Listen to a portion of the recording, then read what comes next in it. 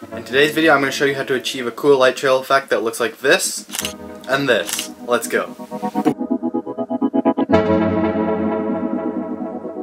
So pretty much what a light trail is it's a long exposure because you're opening your shutter for a longer amount of time, say like 4 seconds, and a car drives by and it leaves like a streak light trail in the photo, which is why it's called a light trail. So there's lots of other types of long exposures like stars, water, clouds, but light trails in my opinion is one of the easiest because you can do it relatively quick. If you were shooting stars, you'd have to like really experiment with your settings, and one exposure would be like 30 minutes even just to get a little bit of a star trail, and if you mess that up it's like another 30 minutes and you have to keep trying. You could get an app potentially telling you the exposure, but it's just a big hassle, and light trails look super cool in photos, and it's one of the first long exposures I ever did. I actually accidentally discovered it because I was taking a photo and my shutter speed was too slow, and then I realized, oh, that's how people get these cool light trail effects that I see on Instagram. Yeah, so I did that like, I don't know, 3 years ago I think was my first light trail. I'll show you guys the picture, it's not very good at all. Yeah, I'm also considering doing a video where I react to my old photos. I think that'd be pretty funny. A lot of them are like this. It was my first light trail and I was super proud of it at the time. Now I have improved my light trails. If it still looked like that, I wouldn't be giving you guys this video, so because I want your guys' light trails to look a lot better. So yeah, with that being said, I think I'm gonna head downtown, meet up with my friend Ben, and take some light trails. So let's go.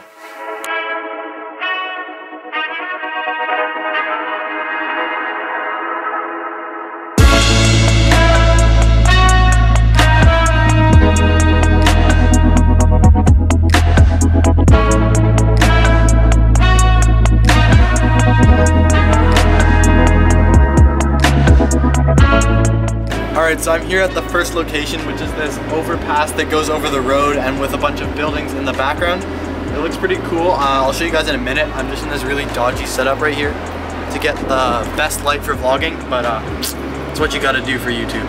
Okay, so normally what you do for a photo like this is you'd set up your tripod so you can get the most stable shot, but since there's a ledge, I'm gonna show you guys that you don't actually need a tripod to get a good shot.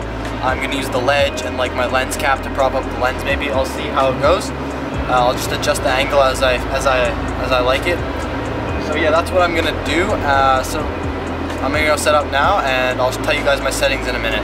All right, so I'm actually recording on my phone now, and it also has a flashlight, so that's good. So this is my setup.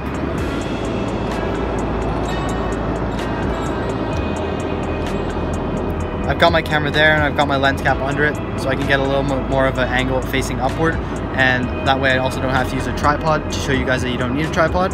So yeah, and my settings are, let's just check. My settings are 30 seconds, f13, and ISO 100. Now when taking photos like this, you really don't need a shallow aperture or depth of field, so you can really crank that f-stop. So mine's at 13, that way I can get a 30-second exposure because there's not too many cars around.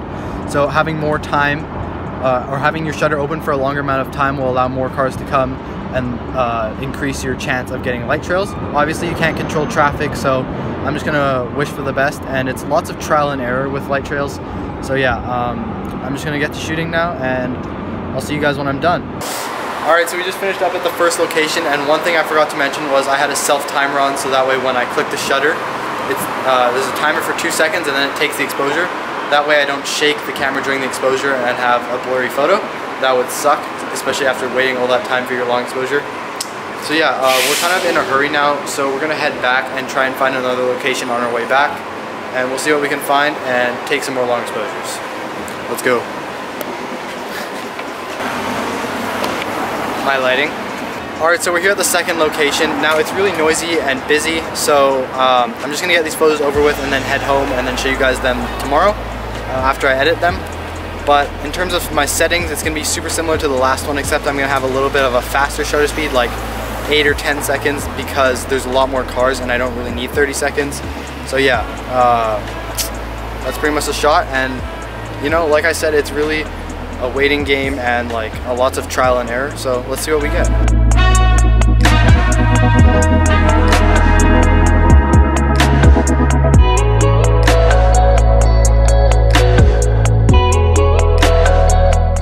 Alright, so I'm back from the shoot. I finished editing the photos and everything, and some of the photos turned out pretty good, some of them were okay, but you know, that's how it goes when you take photos usually. Yeah, so let's get into the photos. So the first photo I took that I like is this one right here. I really like how the light trails come down the left side and then you have like the buildings in the back filling up the sky. But there was no cars coming the other way because it was nighttime and there wasn't a lot of traffic, so there's not too many red trails. You can kind of see a little bit here on the edge. And then something else that makes the photo a bit more interesting is the street lamps, and they create this cool like star shape. I don't know, it's just something that happens when you do a long exposure with street lamps. Yeah, so this photo turned out pretty good. I went kind of heavy on the edit. Here, I'll show you guys the before and after. So this is the before. It was very yellowy and orange, and usually when I shoot night photos I like to have blue tones. So I edited it to have blue tones and it looks like this. So yeah, that's that photo. The next photo is at a different location. I actually got a few here that I like, so I'll show you guys those. The first one here is this one. So a car drove like really close in front of my camera because I set it up on the sidewalk on my tripod, and it got this really cool light trail because it turned in and then went into the other lane, I think. So yeah, I got this cool light trail effect and it kind of curved around at the end. And then I originally had it as a landscape photo and I cropped it to portrait for Instagram because I think I might post this one, I'm not quite sure. So pretty much the variation of photos I got in this location just had to do with the cars that drove by my camera. So the next one was a bus and it looks like this.